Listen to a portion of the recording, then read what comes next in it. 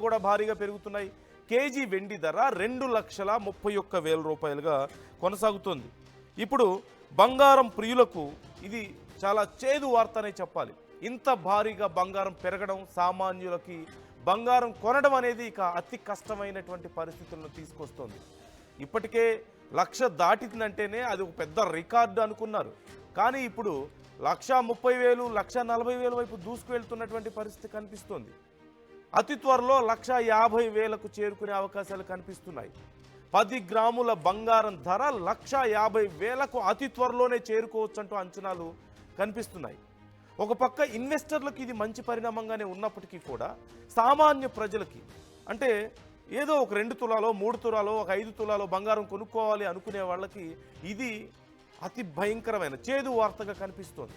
ఒక సామాన్యుడు, ఒక మధ్యతరగతి వాడు బంగారం షాపుకి వెళ్ళాలన్న ఆలోచన కూడా రాని పరిస్థితి. ఒకవేళ అలాంటి ఆలోచన వచ్చినా భయం వేస్తుంది.